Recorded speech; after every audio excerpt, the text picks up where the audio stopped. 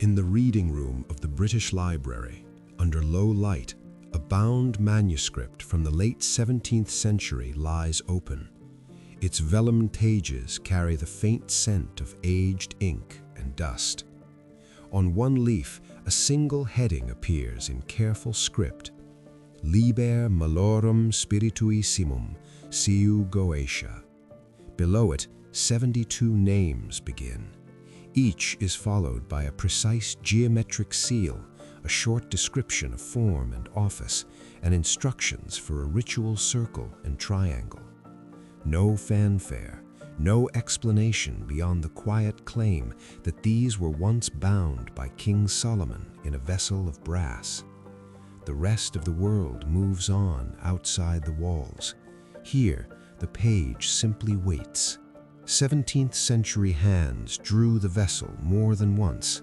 In Harley 6482, now held in the same collection, an elaborate diagram shows it sealed with what the scribe labeled the Secretum Sigillum Solomonis. The text that accompanies it repeats a story older than the manuscript itself. Solomon, the text says, confined spirits inside brass, forced them to labor, and released them only under command. The detail is specific.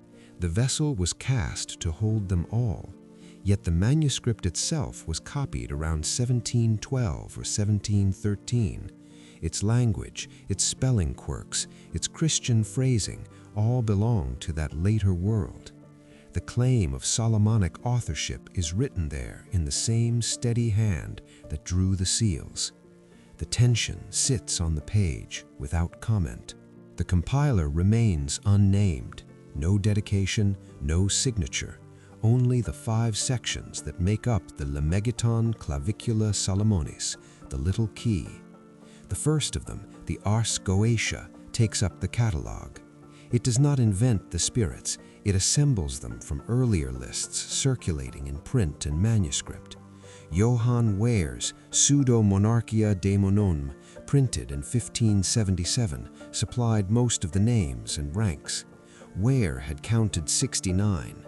The Goetia quietly adjusts the total to 72, adds detailed sigils for each, and frames the whole within the ritual of evocation.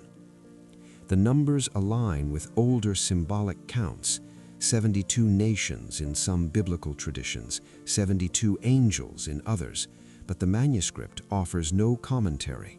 It simply records. Turn the page and the ranks unfold like a court roll from early modern Europe. 9 kings, 22 dukes, 7 princes, 15 marquises, 5 earls, 1 knight, 12 presidents.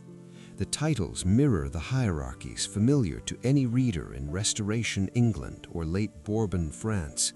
Kings wear crowns, dukes command legions, presidents teach philosophy or mechanics.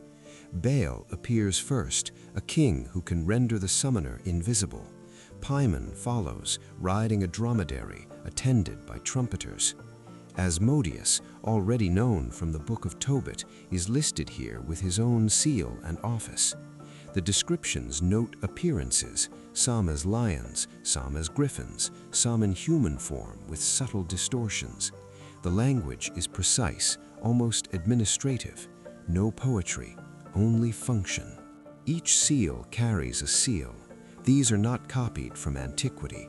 They emerge in the late medieval and early modern grimoires, drawn with straight edge and compass, lines intersecting at exact angles.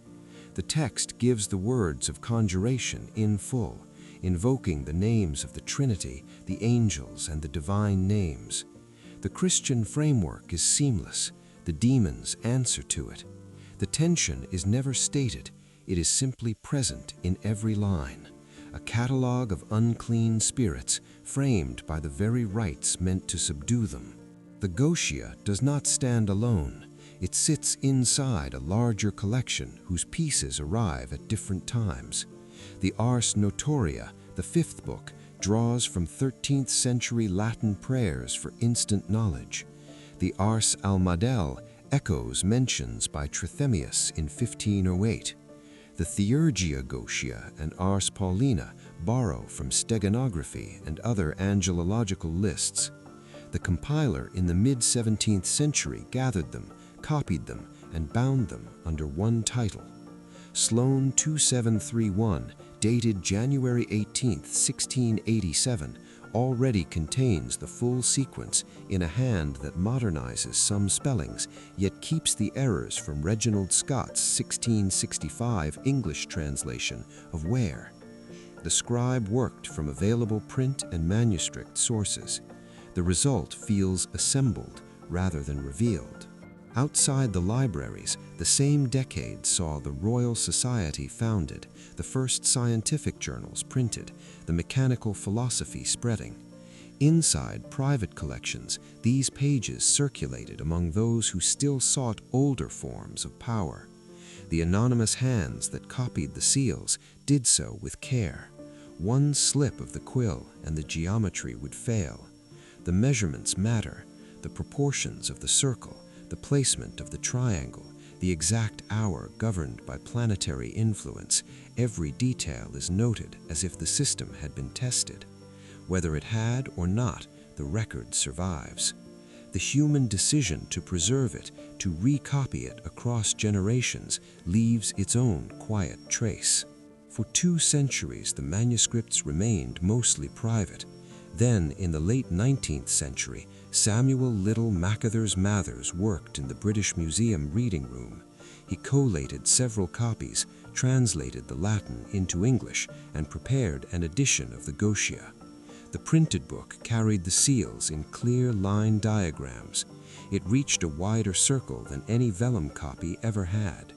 The text that moved through private libraries now entered public print, still carrying the same 72 names, the same brass vessel, the same claim of Solomonic command. The compiler's anonymity persisted. The book did not. Scholars of grimoires note the layers without drama. The feudal ranks belong to the world that produced the text, not the court of the historical Solomon. The invocations lean on Christian formulae unknown in the 10th century BCE. The sigils appear only in late sources, yet the narrative frame remains unchanged. These spirits once served a king who built a temple.